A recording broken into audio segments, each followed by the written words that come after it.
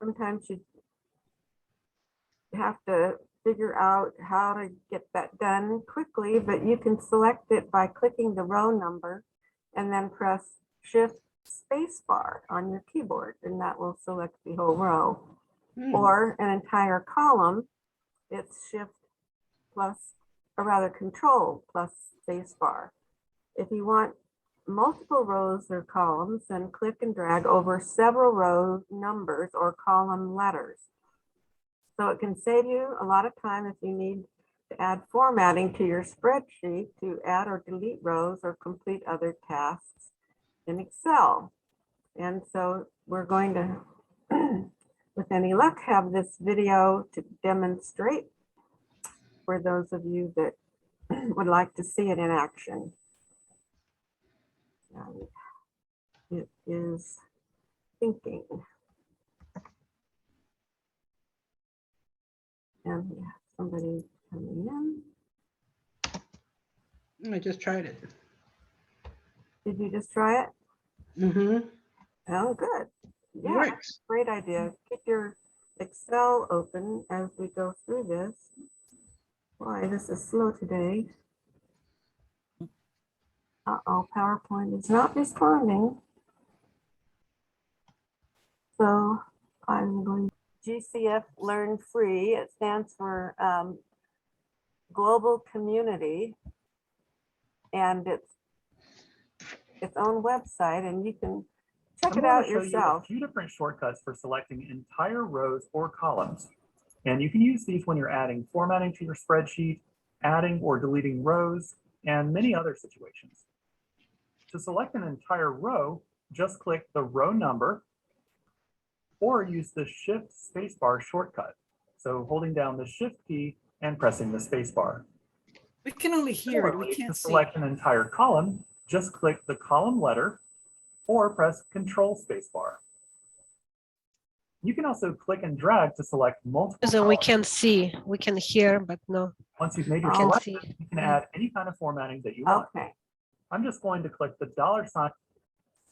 so I will stop sharing. And then What are you, I saw something on there, but it was words. Is it supposed to be like an actual video?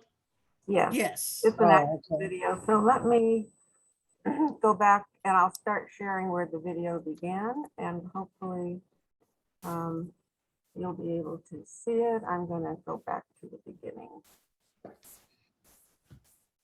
A few different shortcuts for selecting Now- entire There we rows go. or It's columns. good. Now you can see it? Yes. Thank you. And you can use it when you're adding formatting to your spreadsheet, adding or deleting rows, and many other situations. To select an entire row, just click the row number or use the Shift spacebar shortcut. So holding down the Shift key and pressing the spacebar. Similarly, to select an entire column, just click the column letter or press Control spacebar. You can also click and drag to select multiple columns or rows. Once you've made your selection, you can add any kind of formatting that you want. I'm just going to click the $sign on the ribbon to apply the accounting number format to these columns. Now, you may be wondering why I selected the entire columns instead of just selecting the cells that have numbers. The main reason is that I wanted to apply the number formatting to the empty cells as well. That way, if I add more numbers later on, they'll automatically have $signs. And if you're working with large spreadsheets, it's also just faster to select entire columns or rows. So this can be a great way to keep your formatting consistent and also save yourself some time in the long run. Okay, so Goodwill Community Foundation, creating opportunities for a better life. I will just give you a caution though, that tip doesn't work well if you're putting borders or shading in those rows and columns, because it will create shading that goes on forever. And when you go to print, it's going to notice that there's shading, Data. some kind of lines in those columns and rows, and it'll just keep printing any number of pages and you'll be in a big mess. So only do it for formatting that doesn't carry a mark in it, like a a border line or a color. Now, let's go back to the place that we started, which was PowerPoint. Now, I hope you can see this. So we're going to use how we're going to do a summary. And if you want to update the cell range later, you can add more data to the spreadsheet. Excel has a different kind of cell range that omits the row number and pulls in all the cells in the column. So if you want to find the sum of the values in just the column, you can do equals sum C colon C. This will allow you to add as much data as you want to your spreadsheet without having to update your cell ranges. So I'm going to try to show the video again, and I might have to stop sharing in order for you to see it, but let's wait and see what happens. Last time I didn't have to do that. So let's wait for it to jump up. It's super slow today.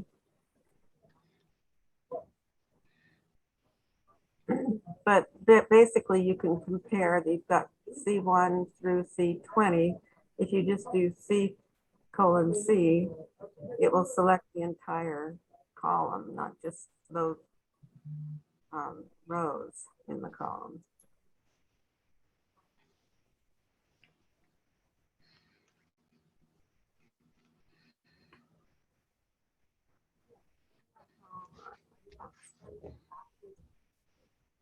Here it comes. Now, can you see this Excel tips that's in a green box?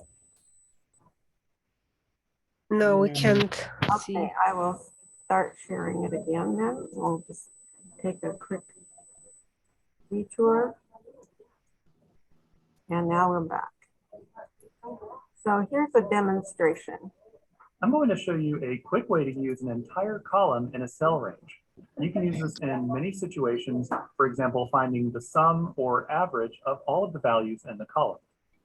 Let's say I want to find the sum of all of the January sales. First, I'll type sum and open parenthesis. And then to create the argument, we're going to click near the column letter. And this area is called the column heading.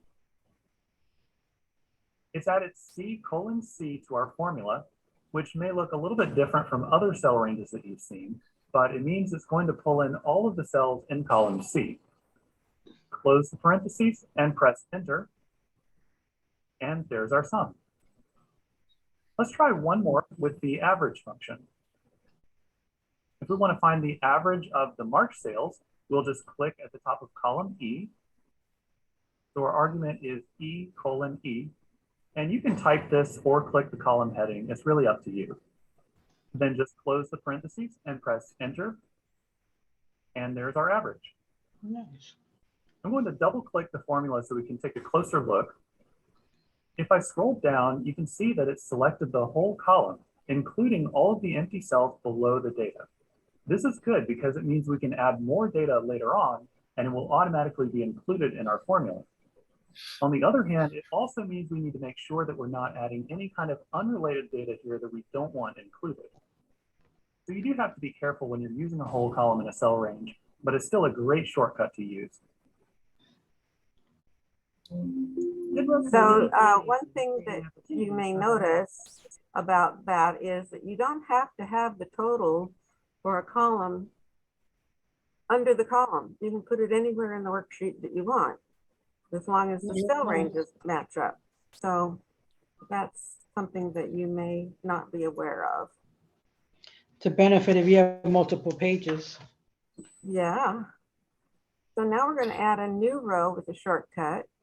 If you want a blank row in your spreadsheet, there's an easy keyboard shortcut. It's Control-Shift+. You click a row, select it, hold the Control and Shift keys, and press plus.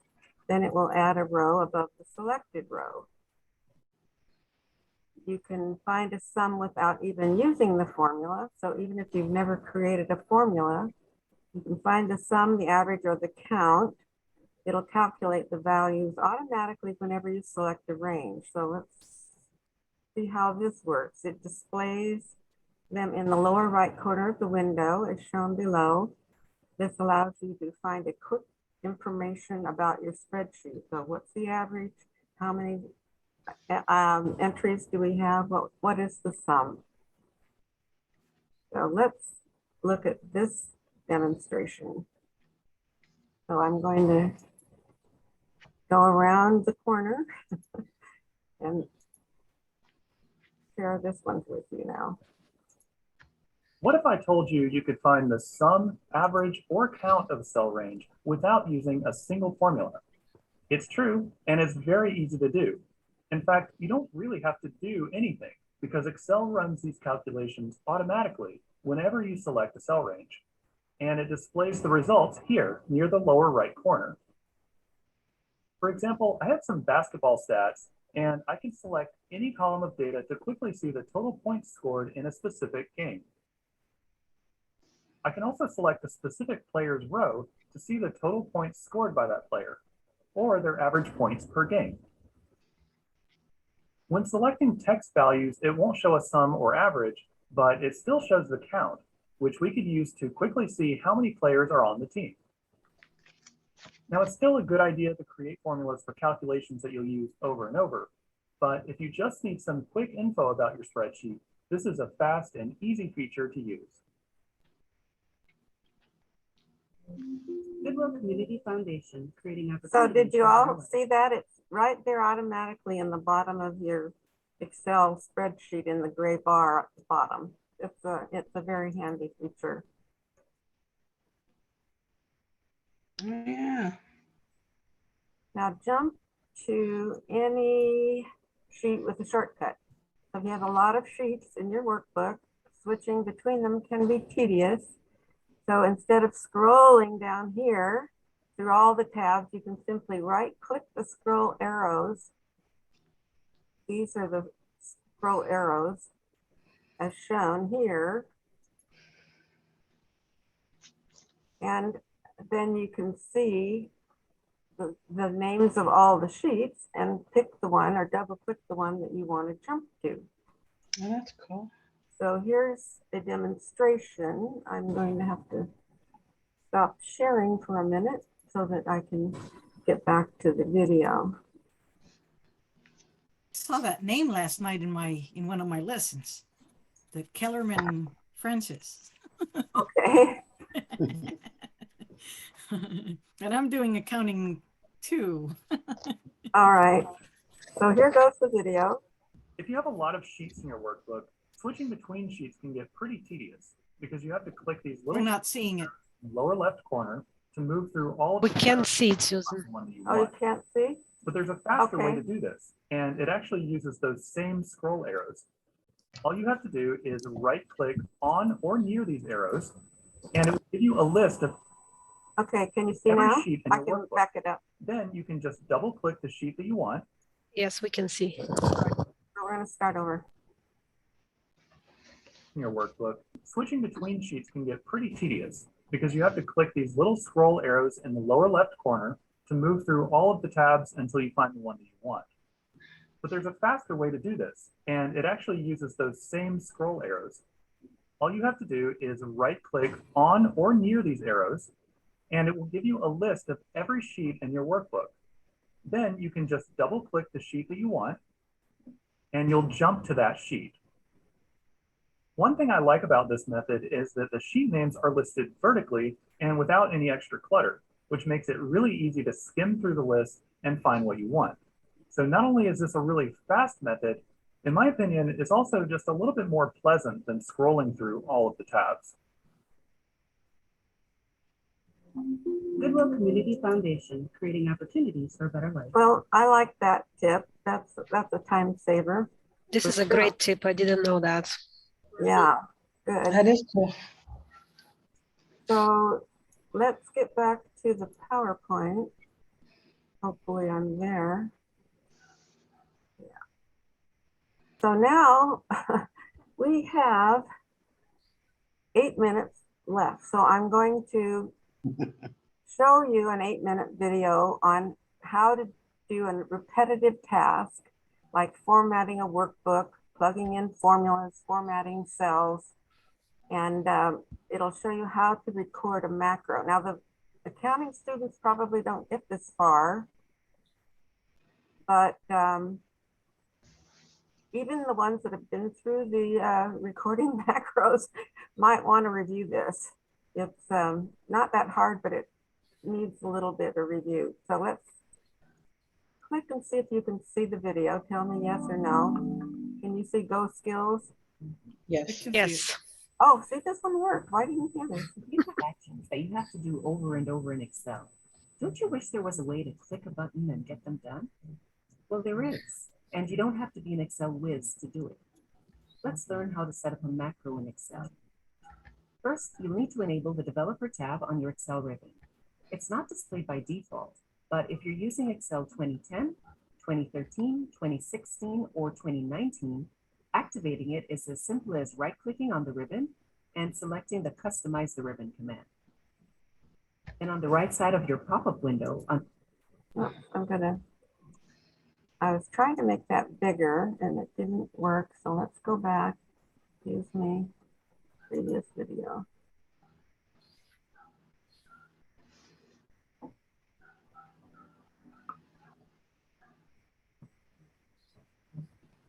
if you have Trying to make it bigger, but I'm sorry I can't actions that do you it. have to do over We and can see.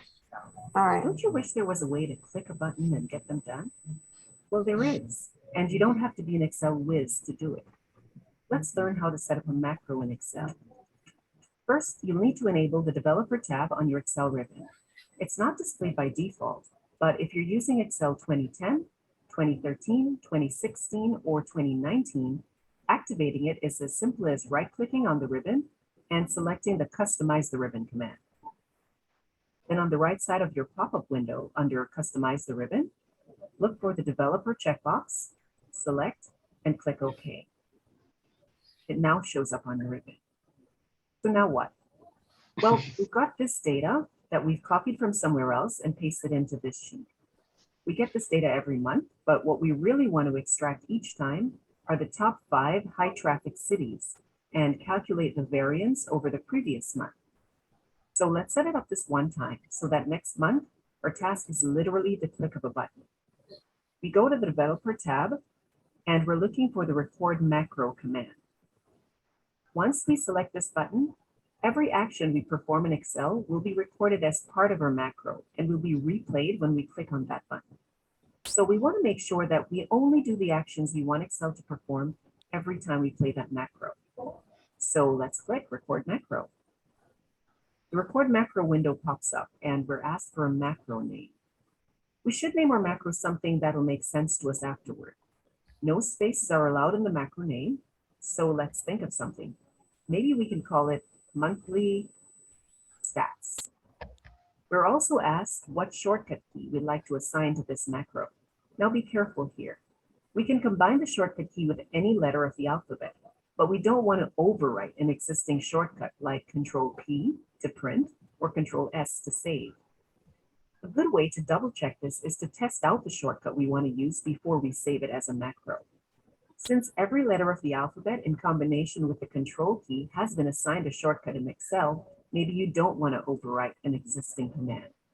So a good option is to use Control Shift and a letter of the alphabet. Maybe we can do Control Shift M.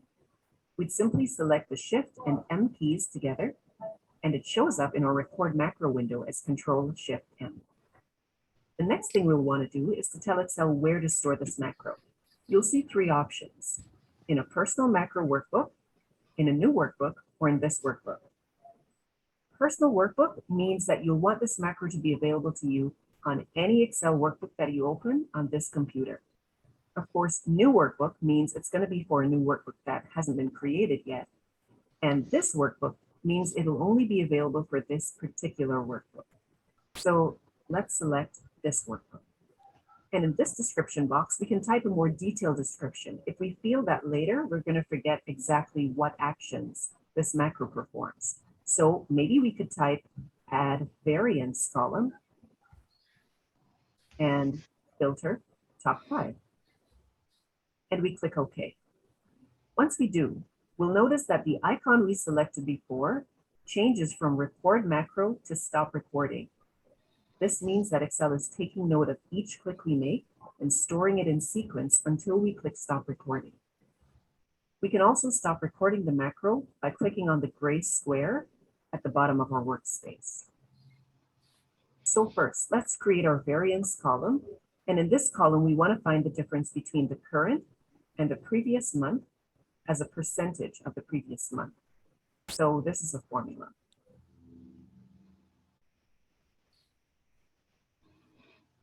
We copied this formula to all the other items on the list. And of course, we want this variance displayed as a percentage. We also want to format our data set so that the data is visible and easily understood. So let's make the header stand out,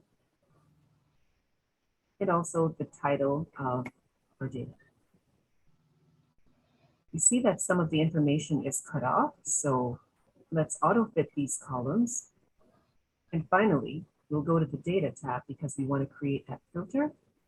We select the filter icon, and we're filtering by the current 30-day period. We want to see the top 5 items, so we go to the number filter and change top 10 to top 5. So we're happy with these steps, so we can stop recording this macro.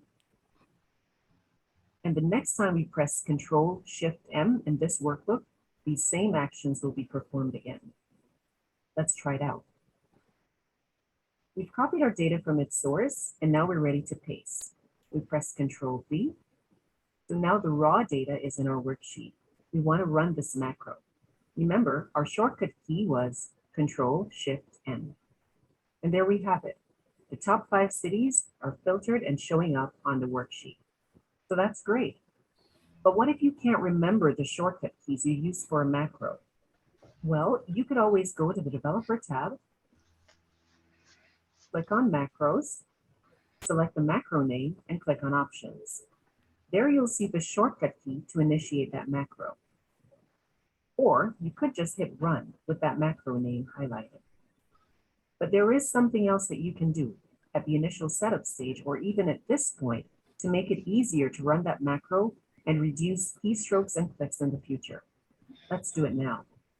On the Developer tab, there's an Insert icon with a drop-down arrow. It gives us the ability to insert a control button, which we can click to run the macro we've just created. We click on the button option under Form Controls, and notice that our cursor is now a plus, like a drawing cursor. We use this to create a button within our worksheet. And we get a pop-up window asking what macro we'd like to assign to this button. Of course, we select the one we just created, and we click OK. It shows up on the screen with the name Button 1. Now it makes sense for the button to tell us what it'll do, so we can right-click and edit text. Let's call our button Generate Top 5. We can also place this button wherever we want by dragging and dropping once we see the handlebars here, and once you've got this black cross. So let's right-click. Maybe we want this button here, so it'll always be at the top of our page. We click outside, and when next month rolls around and we click this button, the macro runs again. Let's try it out now. We can copy our existing sheet so that our macro button is already there.